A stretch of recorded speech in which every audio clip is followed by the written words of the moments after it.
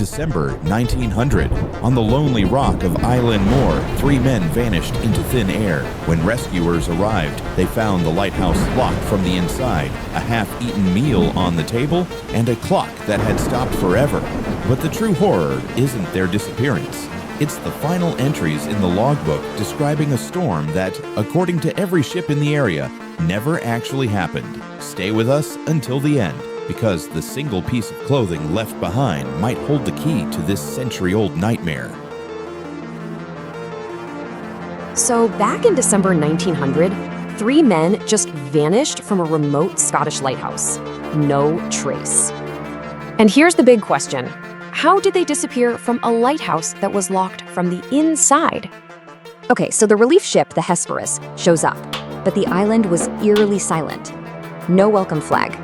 They blared the ship's horn, even fired a flare, but there was just nothing. An unsettling quiet. So they send a guy, Joseph Moore, to check it out. He finds the main gate closed, and the lighthouse door too. And what he found inside was just weird. A stopped clock, a half-eaten meal, an overturned chair. The captain immediately sent this urgent telegram, and that's what kicked off the official investigation. The only real clue they had was the lighthouse logbook, the keeper's own words. The first entry describes severe winds, stuff the keeper had never seen in 20 years on the job. And get this, these were tough, experienced sailors. One was totally silent, another was actually crying. And then this last cryptic entry on December 15th. After that, complete silence. But here's the crazy part. Official weather reports showed calm seas. That storm, it didn't happen. So the lead investigator, Robert Moorhead, shows up. He dismissed the logbook and looked for physical evidence. And what he found was just wild. Iron railings were twisted. A 1-ton block of stone had been moved.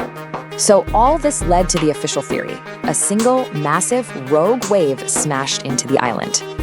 It's a decent theory, right? But it has some pretty big holes in it. For one, why would an experienced keeper run outside without his rain gear? That's just suicide out there. And what about that door being locked from the inside? If they all rushed out, who locked it? They searched everywhere, but the sea never gave up their bodies. The men were just gone. So what really happened out there? It remains one of the greatest unsolved mysteries of the sea. Investigators found the lamps cleaned and ready for the night, yet the men were gone. One rain slicker was still hanging on its peg, meaning one of them went out into a lethal storm without protection. Why would a veteran keeper break every safety rule? As we dive deeper into the forensic evidence, pay close attention to the logbook's final words. They suggest something was outside that door, waiting. Way out off the coast of Scotland, you'll find these lonely, wind-swept rocks called the Flannan Isles. For the most part, they're uninhabited, except for one. Back in December of 1900, on an island named Island Moor, a brand new lighthouse stood watch over the Atlantic. But right around Christmas, its light just went out, and 3 men vanished without a trace. I mean, that's the question, right? It's the very heart of one of the greatest maritime mysteries of all time. This is a story where every clue you find just seems to make the puzzle even deeper, leaving all of us wondering what in the world really happened inside that stone tower. All right, so let's start where the official story begins. December 26, 1900. A relief vessel, the Hesperus, is finally making its way to the island. It's been delayed for days because of bad weather, and its crew is just expecting a routine supply drop and crew rotation. So you've got 3 guys on duty, the principal keeper, James Duquette, and assistant keeper, Thomas Marshall, and what they called an occasional keeper, Donald MacArthur, who was a really tough, seasoned sailor just filling in. Now, on December 15th, a ship sailing by noticed the light was out, but for whatever reason, that critical message was never passed along. So for 11 long days, nobody had any idea something was terribly wrong. You can just imagine the scene, right? As the Hesperus gets closer, the captain sounds the horn, fires a signal flare. Nothing, no response. The usual flag that should be flying isn't there. The landing is completely empty. A really deep sense of unease starts to creep over the whole crew. So the relief keeper, a guy named Joseph Moore, is sent ashore all by himself to see what's going on. So Moore finally gets inside, and it's just strange. The first thing he finds? The main door was locked from the inside. The whole place was eerily silent. The kitchen clock had stopped ticking. On the table, there was a meal of meat and potatoes just sitting there, completely untouched. Everything else, though, was perfectly neat and tidy. The lamps had been cleaned, refueled, ready to go. But here's the weird part. Of the 3 heavy, waterproof oilskin coats the men needed to survive outside, 2 were gone, but 1 was still hanging on its hook. And right here, this is where any simple, neat explanation just completely unravels. First off, lighthouse regulations were crystal clear. All 3 keepers were forbidden from leaving their post at the same time, ever. So why were they all gone? And look, if there was some emergency that made 2 of them run outside, why on earth would the 3rd guy, Donald MacArthur, leave behind his only protection from the brutal Atlantic weather? They searched the whole island. Nothing.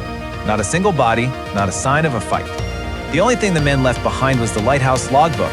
And let me tell you, what was written inside just made things a whole lot weirder. Okay, get this. This entry, written by Thomas Marshall, is just bizarre. He's describing this absolutely terrifying storm. But then he describes how his crewmates are acting.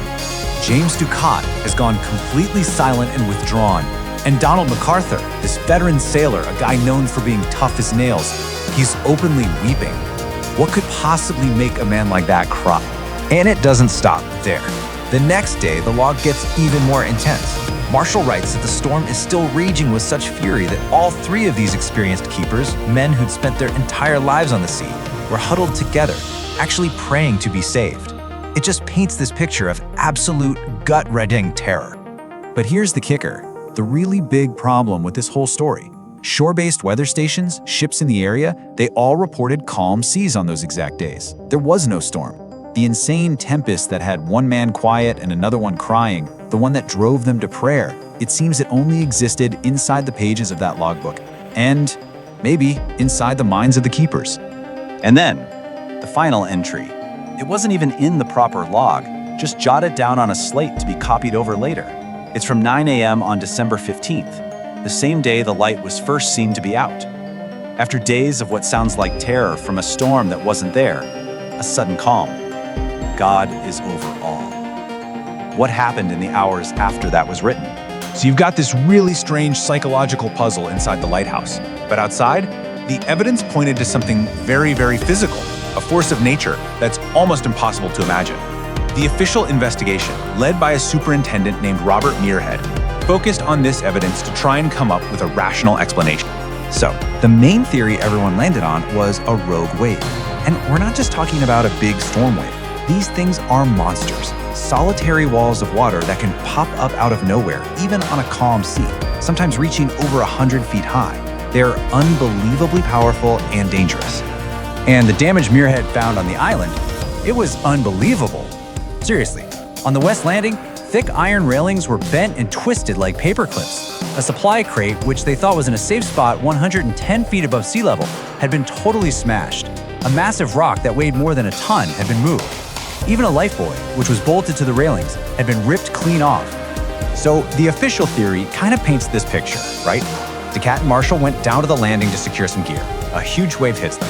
MacArthur sees this from the lighthouse and, in a panic, runs out to help without grabbing his coat and gets swept away by a second, even bigger wave. And look, it explains the physical damage, sure, but it doesn't explain the locked door, the untouched meal, or any of those bizarre logbook entries.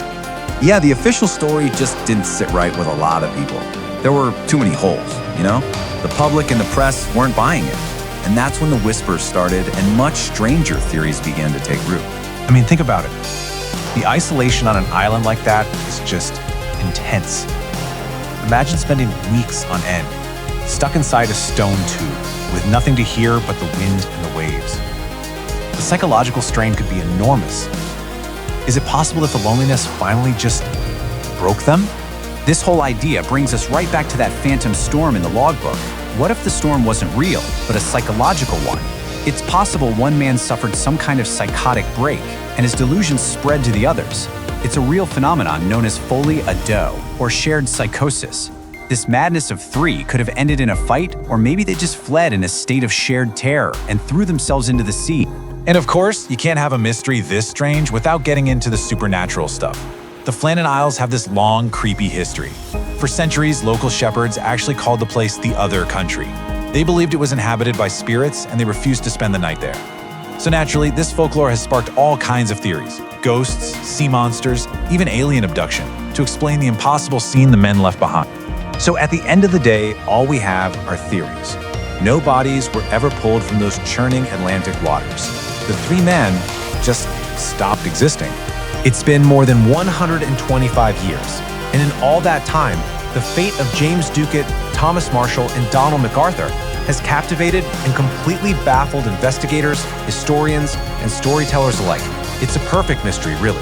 Just enough clues to keep you guessing forever, but not enough to give you a single certain answer. The lighthouse itself is automated now, of course, but its light still cuts through the darkness out there. It's kind of a silent monument to the three men who disappeared, either into the ocean or maybe into thin air. So, the Flannan Isles mystery really leaves us with this one chilling thought.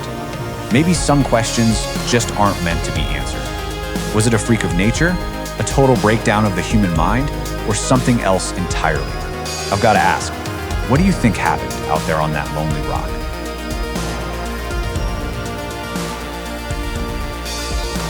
The mystery of Island Moor remains etched in the salt and stone, a trace of souls lost to the unknown.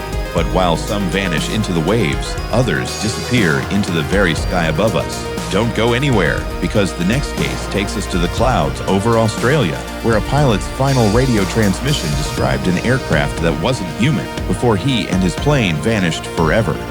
This is Terminal Trace.